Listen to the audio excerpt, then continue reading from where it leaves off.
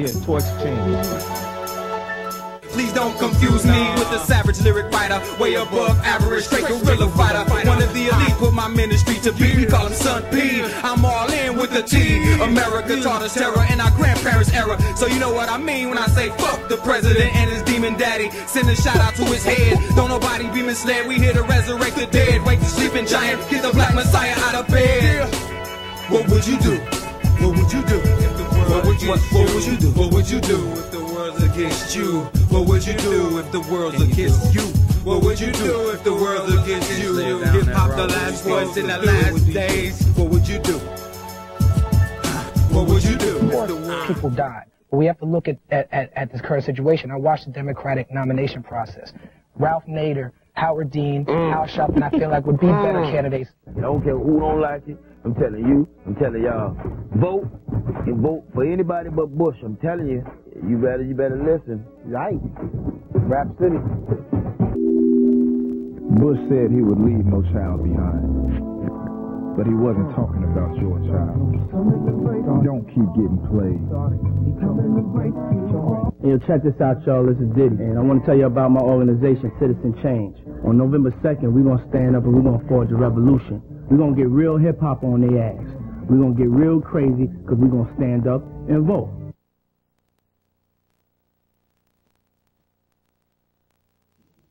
And so we see them building on a setup that Russell Simmons had been making for several years. This is, look, we've got all of these things that are going on in policymaking. We've got all these things that might negatively affect you, from the Rockefeller drug laws to education funding.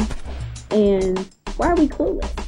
Right? That there needs a way for us to not only give this information to the communities that are going to be affected by it, but give them something that has enough power to pull them together to unify them. Minister to Young Adults at Ebenezer AME Church in Fort Washington, Maryland. I'm also the faith-based outreach coordinator for the Hip Hop Summit Action Network. And a couple of pieces I want to share about this election is that I believe it's significant for all the reasons that was just shared, but I also believe it's significant because we're watching a level of consciousness arise among a disconnected generation. That we're watching a generation that previously has been disconnected starting to connect and starting to see themselves having some kind of impact and influence in this nation. And so we've seen all over this nation young adults 18 to 35, 18 to 39 getting out and coming out and getting registered to vote, many for the first time. We've watched the whole hip-hop generation and culture start to shape pieces, whether it's the Hip Hop Summit Action Network, Citizen Change, getting connected with Rock the Vote and some of the different organizations. We've watched the Hip Hop Summit Action Network literally go and hold summits all over this nation, in states and cities all over this nation, in which thousands of young people came out, in which thousands of young people registered to vote. And so you're watching a level of young adults starting to connect in a way they haven't before. This was an election in which young people could make a difference. You have a lot of like hip-hop activists, you know what I'm saying, like Russell Simmons, he has a Hip-Hop Summit Action Network, and you know, you have Sean Combs out there, Puff Daddy, P. Diddy, whatever you want to call him, saying, going out there with his campaign to vote or die, and a lot of people are getting involved. Thousands of young people registered to vote, and so you're watching a level of young adults starting to connect in a way they haven't before, and so I think that's exciting. I can't remember a presidential election where my students were so excited about the potential of their vote. And so I credit the whole hip-hop culture's effort to, you know, stimulate young people to get out there and vote. We started the voter registration drive ever since the beginning of the semester. And we literally thought that we were going to have us, our alumni, and maybe like 10 other people to register. But we signed over 400 people to register. And that's like, imagine if each and every one of us could actually try to get people to register. Like, everyone on this campus would register. And we just have to, again, we're the voice of the future. So we have to make a difference some way or another. Russell Simmons, Puff Daddy, Chuck D, and KRS did was to mobilize a lot of young African American voters who never voted before. we never thought that was important. And that constituency that came out was not only coming out because of the election. The Hip Hop Summit mobilized people around the question of three strikes and the prison industrial complex. Going from city to city, getting the high school kids, getting in some cases younger kids to come together and say, look, we know that we make a difference.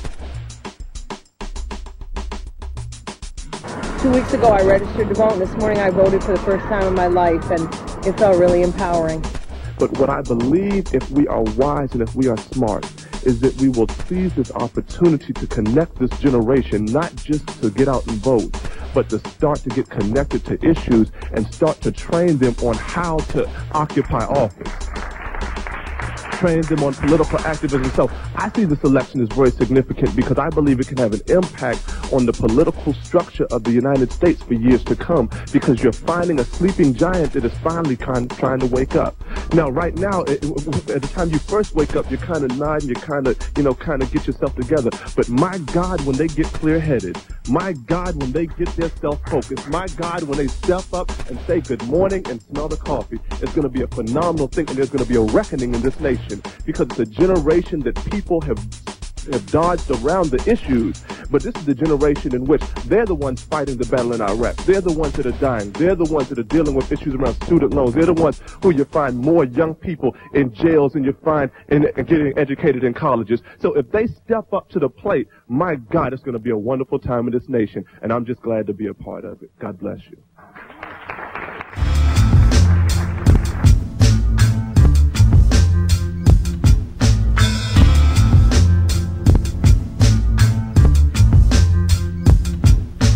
Mind, it wanders off with the wind, escaping the pain. So many days my brain blows steam like a train. It's the fear that you hear on your television, the same fear Hitler used to steer Nazism. You got SARS, anthrax, Al-Qaeda, and smallpox, mosquitoes with West Nile, and prairie dogs with monkeypox. I'm not falling for the bullshit they reppin'. They call Islamics extremists, but we build chemical weapons. I mean, these times you gotta watch your back, cause the bigs they attack, and life is just a smack in your face.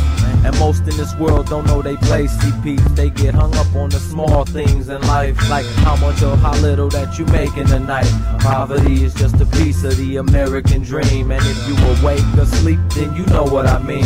See, the government, they won't hesitate to tell a lie. Keep the people in bullshit, covering eyes. Many lose their life speaking up against the fuck-ups, and the government won't hesitate to fuck up. Dollar signs embedded in the mind of every kind. It's time for Armageddon.